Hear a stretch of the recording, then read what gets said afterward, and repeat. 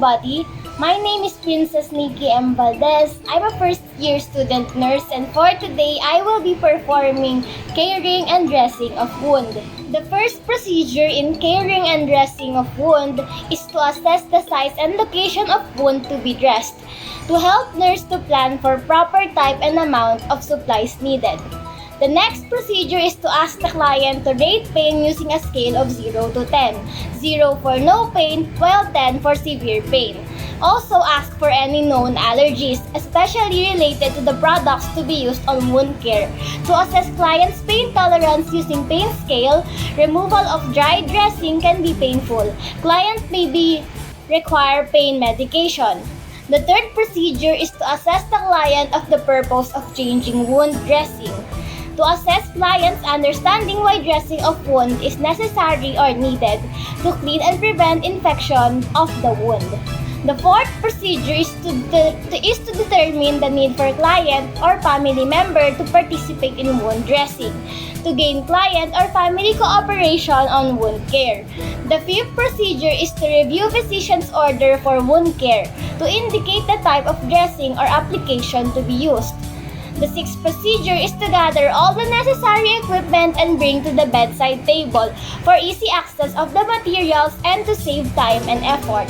The seventh procedure is to explain the procedure to the client, provide privacy, place the bed at an appropriate, comfortable working height, and explain tactfully what you have to do so that they will be more cooperative and it will decrease their anxiety.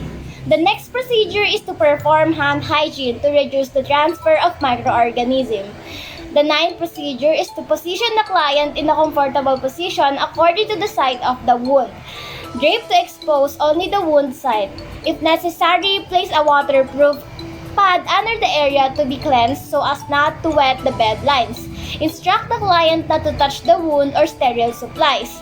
Providing privacy and reduces airborne microorganisms. Sudden unexpected movement to client's part could result contamination of wound and supplies. Place the waste receptacle or disposable waterproof waste bag within reach for easy access and disposing soiled and infectious waste. Next is to wear clean gloves. Remove and pull tape parallel to the skin toward the dressing. If it is on hairy area, remove it in the direction of the hair growth to prevent transmission of infectious microorganisms from soiled dressing to nurse's hands. Pulling the tape toward dressing reduces stress on suture line or wound edge. Next is to wear clean gloves. Remove wound dressing one layer at a time, observing appearance and drainage on dressing. Use caution to avoid tension on any drains that are present. Removal of one layer at a time reduces chances of accidental removal of underlying drains. Next is to inspect the exposed wound for appearance, size, depth, drainage, and integrity.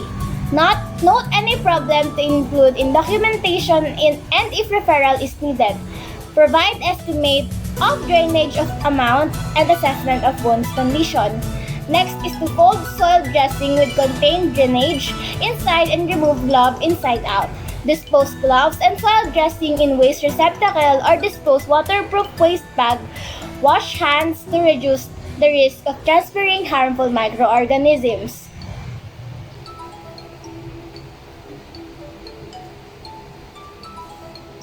Good day po, sir. My name is Nikki po. I'm a first-year student nurse. Ako po yung nurse nyo ngayong araw. So, bali sir, ang gagawin po natin ngayon ay lilinisin ko po yung sugat nyo at papalitan ko po ng dressing. So, bakit po natin ito ginagawa? Para po maging malinis yung sugat nyo at mabawasan po yung infection ng sugat nyo. Right. Okay po. So, sir, kayo po ba si Mr. Michael Dedayato? Opo. Okay po. November 1, 2001 po ang birthday nyo. Opo. So, assess ko po muna sir yung sugat nyo. Okay. Baba ko lang po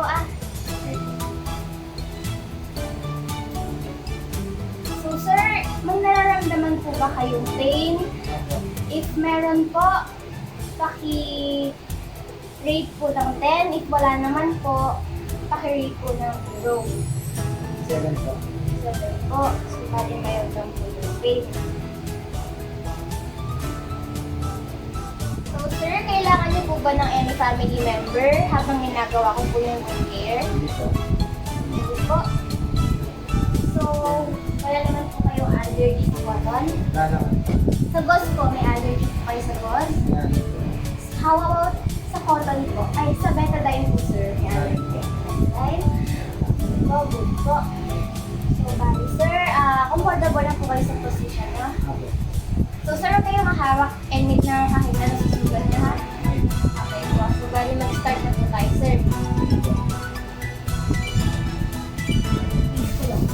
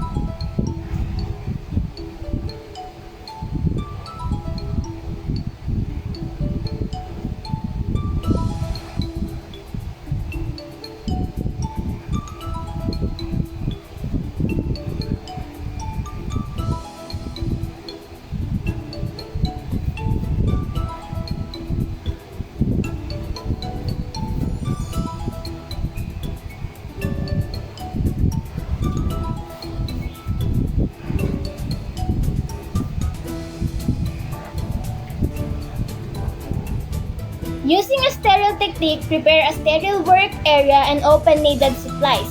Sterile dressing remains sterile while on or within sterile surface.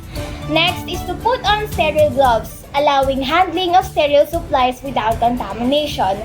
Next is to cleanse the wound with antiseptic solution by A. Using the separate swab for each cleansing stroke. Next is using clean from least contaminated area to most contaminated. Next is to cleansing around the drain if present, using a circular stroke starting near the drain and moving outward. Always remember to clean from inner to outer or from the client to dirtiest part. Next is dry the area using the gauze sponge in the same manner. Apply ointment if ordered. Reduces excess moisture which could eventually harbor microorganisms. Next, applying dressing. Apply loose wool gauze as contact layer to promote proper absorption of drainage. Cut 4x4 ounce or pre-cut ounce if also available, flat to fit around drain if present. Next is to apply the second layer.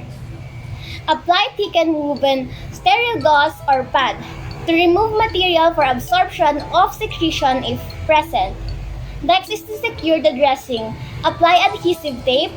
If the wound is on extremity, dressing is secured with rolled sterile gauze or elastic bandage to restrict motion that tends to disrupt the edge of the wound. Next is to remove the sterile gloves inside out and dispose them in waste receptacle or waterproof bag. Wash hands to reduce the transmission of infection. Next is to place the client in a comfortable position, pull side rails up and bed on lowest level to promote the client's sense of well-being. Next is to clean and return all the instrument used to provide neatness and order to client's bedside or room. The next procedure is to record the procedure, wound assessment, and client's reaction to the procedure according to institution's guidelines. And the last procedure in doing cleaning and dressing of wound is to check the wound dressing every shift or as necessary. More frequent checking and wound dressing may be needed if the wound is more complex or dressing becomes so quickly. Sir, start na po tayo.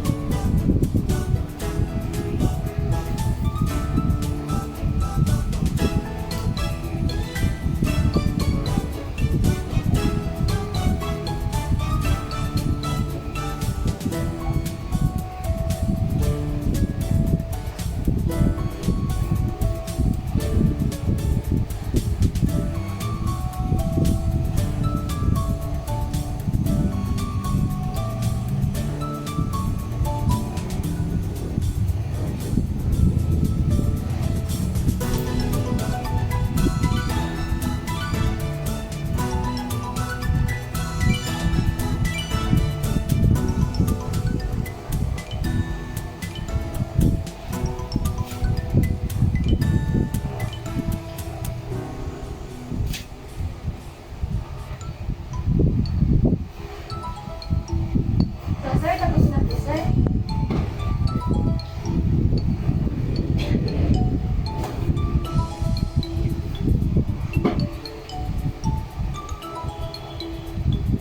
Sir, nandito lang po kayo sa comfortable position.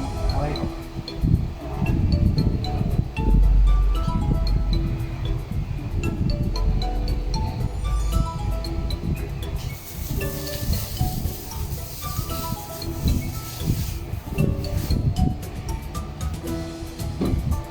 So, sir, bali babalikan ko po kayo ng every shift ko para po i-check po yung hold.